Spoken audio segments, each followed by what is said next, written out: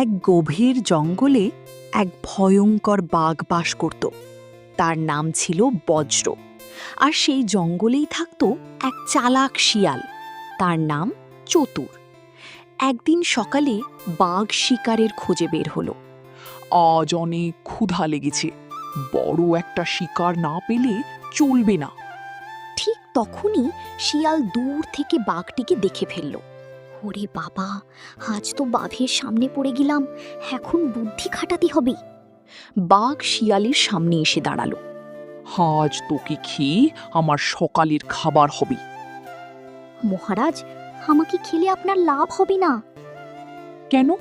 কারণ আমি খুব রোগা, কিন্তু আমি জানি কোথায় মোটা হরিণ আছে। বাঘ একটু ভাবল। ঠিক আছে, পথ দেখাও। শিয়াল সামনে হাঁটতে লাগলো। অনেক দূরে নিয়ে গিয়ে একটি শুকনো কুয়ার পাশে দাঁড়ালো। মহারাজ, ওই কুয়ার ভিতরে আরেকটা বাঘ আছে, সে বলেছে এই জঙ্গল তার। বাঘ রেগে আগুন হয়ে গেল। কোথায় দেখাও। শিয়াল কুয়ার দিকে ইশারা করল। বাঘ নিচে তাকিয়ে নিজেরই প্রতিবিম্ব দেখল। প্রতিবিম্ব গর্জন করল। বাঘ আমাকে চ্যালেঞ্জ করছে। রাগে বাঘ কুয়ার মধ্যে ঝাঁপ দিল, কিন্তু সেখানে ছিল শুধু পানি। বুদ্ধি থাকলে শক্তির দরকার হয় না। কিছুক্ষণ পরে ভিজে বাঘ কষ্ট করে ওপরে উঠল। আজ তোকে ছাড়ব না। আগে শুকিয়ে নিন, তারপর ধরবেন। বাঘ আবার দৌড় দিল। শিয়াল দ্রুত পালিয়ে গেল।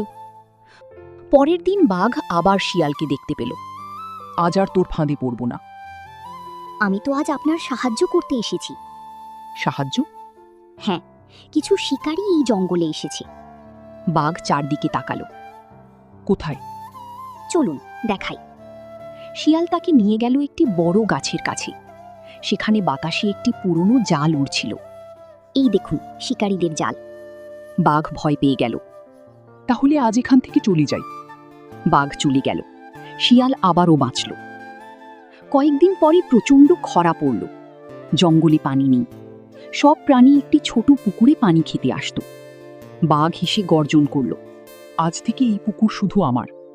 সব প্রাণী ভয়ে সরে গেল। শিয়াল এগিয়ে এলো। মহারাজ, পানি সবার জন্য। চুপ, কেউ পানি খেতে পারবে না। শিয়াল রাতে সব প্রাণীদের ডেকে বলল। আমাদের একসাথে কিছু করতে হবে। সবাই রাজি হল। পরদিন সকালে হাতি, হরিণ, বানর, খরগোশ, ভালুক সবাই একসঙ্গে পুকুরে এলো। বাঘ রেগে গেল। তোরা সবাই একসাথে কেন এসেছিস? এই পানি সবার, একজনের জন্য নয়। আমরাও বাঁচতে চাই। বাঘ বুঝতে পারল একা সে সবার সঙ্গে লড়তে পারবে না। ঠিক আছে, সবাই পালা করে পানি খাবে। সব প্রাণী আনন্দে চিৎকার করল। সন্ধ্যায় বাঘ একা বসেছিল। শিয়াল কাছে এলো।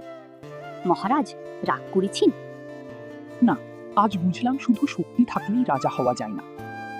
ঠিক বলেছি, বুদ্ধি আর দয়া থাকলেই সবাই সম্মান করে। বাঘ মাথা নাড়ল। আজ থেকে আমি কাউকে অকারণে কষ্ট দিব না। তাহলেই এই জঙ্গল সুখে থাকবে। তারপর থেকে বাঘ আর শিয়াল শত্রু নয়, বন্ধু হয়ে গেল। জঙ্গলের সব প্রাণী মিলেমিশে শান্তিতে বসবাস করতে লাগলো।